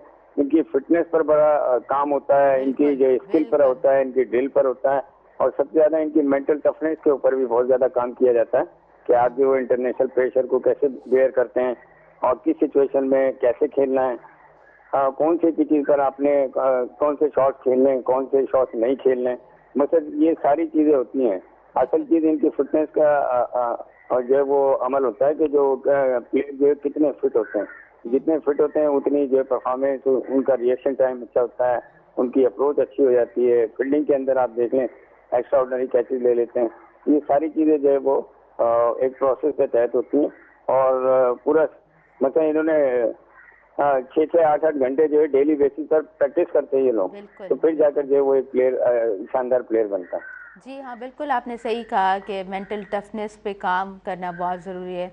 उसके अलावा ग्रास रूट लेवल से ही जब काम होता है तो वो चीज़ नज़र भी आ रही होती है। मैं थोड़ा पाकिस्तान के हवाले से भी बात करना चाहूँगी। मैं चाहूँगी कि ग्रास रूट लेवल पे कितना काम होना चाहिए, इस पर भी आप ज़रूर बात करें। हाँ देखें, ग्रास रूट लेवल जो है सबसे इम्पोर्टेंट है। आपके किसी भी खेल के लिए, चाहे आप एजुकेशन ले लें, खेल ले लें या कोई और फील्ड ले लें, जब तक आपके ग्रास रूट लेवल पर काम नहीं होगा तो फिर आपको अच्छे नतीजे ऊपर जाकर नहीं मिलते। अब हमारे यहाँ पाकिस्तान में ग्रास रूट लेवल पे थोड़ा काम जो कम होता है। इसकी वजह क्या है कि ज्यादातर प्लेयर जो ये सीनियर क्रिकेट में देते हैं कि जो वो कायद आजम ट्रॉफी है या हनीफ मोहम्मद ट्रॉफी है, ग्रेड 2 चल रहा है इंटर डिपार्टमेंट। तो हमारे ग्रास रूट लेवल पे एक टूर्नामेंट होता है साल में, अंडर 19 का, एक अंडर 17 का होता है और एक अंडर 15 का। तो पिछले टाइम में तो इन्होंने जो वो अकेडमीज भी लगाई थी अंडर 19 की पिछले साल। तो वो एक महीने की अकेडमी थी, उसमें प्लेयर जो वहाँ पर रहे, उन्होंने जो वो जो क्वालिफाइड कोचेज हैं उनके साथ काम किया। कराची में इकबाल इमाम थे और आगा साबिर थे, ये लोग कोचेज हैं कराची की टीमों के। हैदराबाद में जो फैसल असल थे और लाल कुमार वगैरह, ये लोग, इन्होंने जो है प्लेयर्स के ऊपर काम किया। अगर देखें ग्रास रूट लेवल पर आप अगर सही काम कर लेंगे तो फिर आपके लिए आसानी हो जाती है। अगर वो उनकी स्किल को बेहतर कर दें, उनकी फिटनेस को बेहतर कर दें और उनकी जो वो बाकी मेंटल टफनेस पे अगर काम करें, मेंटल तौर पे स्ट्रॉन्ग कर दें, तो फिर आपको आने वाले वक्तों में इतनी परेशानी नहीं होती। हमारे अंडर 19 के जो प्लेयर्स निकलते हैं, कई प्लेयर्स ऐसे हैं जो अंडर 19 में बड़ा आउटस्टैंडिंग परफॉर्म किया, लेकिन वो पाकिस्तान के लिए वो सर्विसेज नहीं दे पाए। तो शायद कहीं ना कहीं कोई कमी रह गई थी या कोई ऐसी वीकनेस थी जिसकी वजह, जैसे रोहिल नजीर हैं, हैदर अली हैं और हसन खान थे, वो ऐसे कई नाम हैं जो अंडर 19 में तो आउटस्टैंडिंग रहे, वर्ल्ड कप में भी परफॉर्म किया अंडर 19 में और पाकिस्तान अंडर 19 के लिए जो है एक्स्ट्रा ऑर्डिनरी परफॉर्म करते रहे। तो बाकी जो पाकिस्तान टीम के लिए वो सर्विसेज नहीं दे पाए।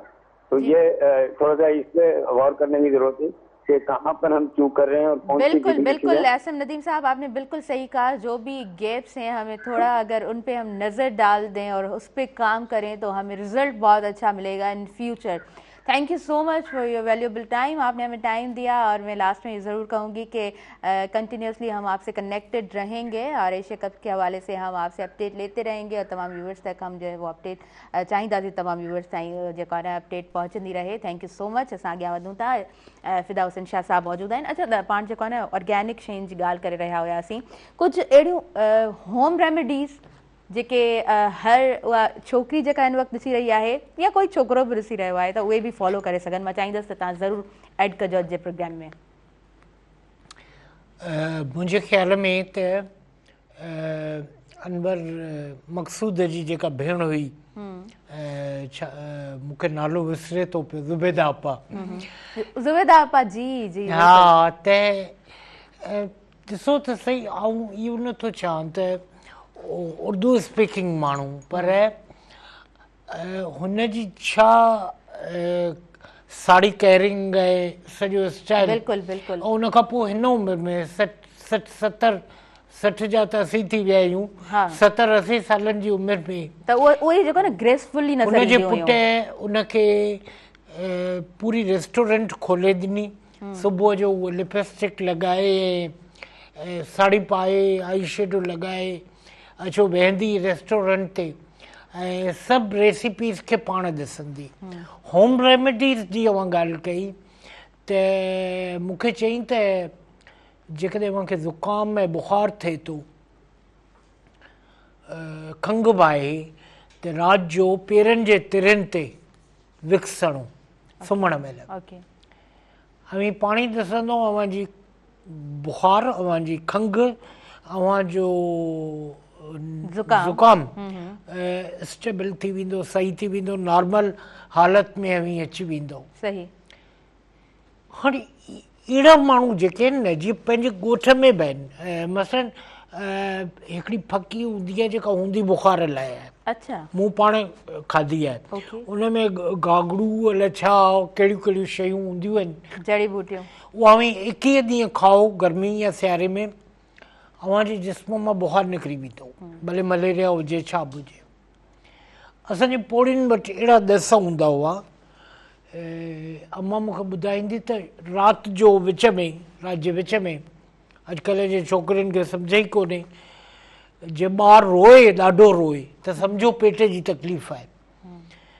पोइ विक्स तेज़ आहे, आयोडेक्स अवी ॿार खे हिते हणो, ब्लैक वारो पासनि ते, हा आयोडेक्स हिते हणंदो, थोरी देरि में ॿारु पार्टी कंदो ऐं पार्टी करण सां उहो बिल्कुलु नॉर्मल थी वेंदो।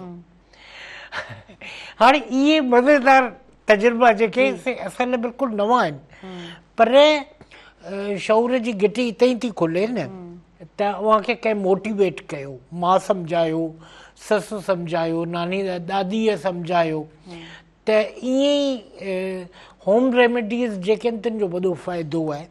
ऐं असीं जेकॾहिं उहे करियूं, वापरायूं, असांखे मुसीबत आहे त ज़ुकाम आहे त वञो डॉक्टर वटि, ऐं डॉक्टर तव्हांखे 3 ॾींहंनि जो नुस्ख़ो ॾेई छॾींदो, ज़ुकाम बंदि थी वेंदो, ऐं बंदि कयव माना उहो 15 ॾींहं ॿियो हलंदो, उहो निकिरी वञे, बलगम जेको आहे सो निकिरी वञे।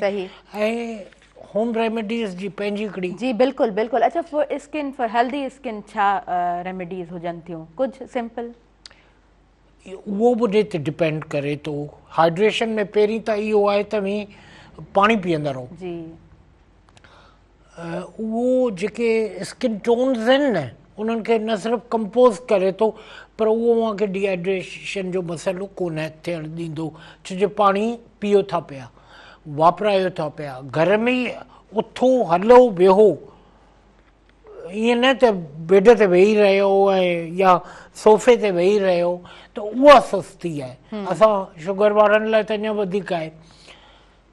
त अच्छा, डिहाइड्रेशन, उन खां पोइ ॿियो पंधु करणु, पंहिंजे मामूल खे, मसइलन भई आम तौर ते घर जा उथी कम था करियो त हीअं हीअं कंदा रहो,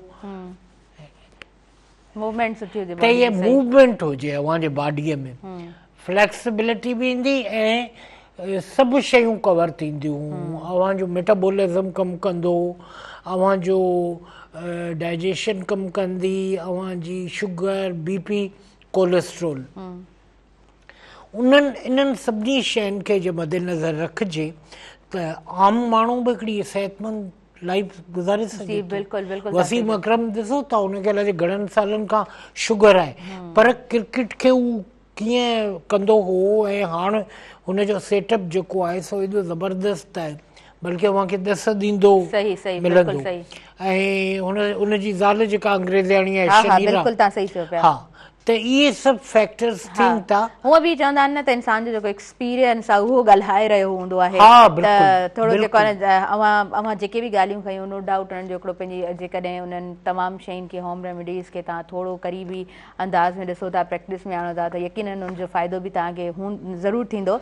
ऐं वक़्त जूं घड़ियूं मूंखे वधीक इजाज़त नथियूं ॾियनि। फिदा हुसैन शाह साहिबु, तव्हां खां लास्ट में मैसेज वठंदासीं, तव्हांजो छा मैसेज आहे? महिरबानी, लख थोरा लख कुर्ब। ऐं बसि मुंहिंजो मैसेज इहो ई आहे त सिंध खे मुनवर करियो रोशनीअ सां, तइलीम सां, ऐं सिंध जे गिटी गिटीअ खे इहा जेका वहिंवार जी ख़ुशबू आहे इनखे जारी रखो। अहिड़नि मौसमनि में पंहिंजे ॿारनि खे बचायो, जेके शयूं असरु कनि थियूं। स्ट्रिंग बोतल आहे, ॿार शौक़ सां था पीअनि, पर उन्हनि में वरी तमामु घणो केमिकल यूज़ थिए थो। सो पंहिंजो ख़्यालु रखो ऐं हिक ॿिए जो ख़्यालु रखो, पाड़े वारनि जो ख़्यालु रखो। ज़बरदस्त ज़बरदस्त, ॾाढो सुठो तव्हांजो मैसेज, हमेशह जीअं अहिड़ो यूज़फुल तव्हांजो मैसेज असांजे तमामु व्यूवर्स ताईं पहुतो। सुबुह मेहरान जे लाइ बि तव्हां खां कमेंट्स वठंदासीं। अक्सर तव्हांखे सुबुह मेहरान जो मेमोरीज़ उहे जेको आहे सो अगेन तव्हांजी वॉल ते ॾिसण जे लाइ बि मिलंदियूं आहिनि। सुबुह मेहरान सां तव्हांजो हिकिड़ो ॾाढो पुराणो कनेक्शन रहियो आहे, सो छा चवणु चाहींदा? ॾिसो, महिराण जे अंगण ते असीं ईंदा आहियूं त असांखे वधीक फ़िकिर इहो हूंदो आहे त असीं हिकिड़े हिकिड़े जुमिले में पंहिंजे माण्हुनि खे हील करियूं, उन्हनि जा ज़ख़्म, उन्हनि जा दुख, उन्हनि जा ॾोलड़ा, जेके असांजूं भेनरूं रंधिणे में वेठियूं कमु कनि या बसर टमाटो वढींदे उन्हनि खे अहसासु थिए त असांजी बि का हैसियत आहे। पंहिंजे नियाणियुनि खे न विसारियो, पंहिंजे नियाणियुनि खे उन लेवल ते खणी वञो जिते अवी पंहिंजे पुटनि खे बीहारो था पिया। ऐं माशाअल्लाह हाणे त काफ़ी तइलीम में बि अॻु भराई थी आहे। बिल्कुलु बिल्कुलु इन में असांजे महिराण जो तमामु वॾो हथु आहे। जी बिल्कुलु। असीं रोज़ नारो हणंदा रहंदा आहियूं तइलीम जो। थैंक यू सो मच फिरदौस हुसैन शाह साहब, तव्हां ॾाढी ख़ूबसूरत ॻाल्हि कई आहे, ॾाढी सुठी ॻाल्हि कई आहे ऐं इहो नारो हर माण्हू जी ज़ुबान ते आहे। Well thank you so much for your valuable time. ॾाढो सुठो लॻो तव्हां सां ॻाल्हि ॿोल करे। ऐं नाज़रीन मूंखे ॾींदव इजाज़त, मुंहिंजी इंटायर टीम खे इजाज़त ॾींदव ऐं मुंहिंजा मुअज़्ज़िज़ महिमान खे इजाज़त ॾींदव। पंहिंजी दुआउनि में रखंदव भरपूर यादि। अल्लाह निगहबान।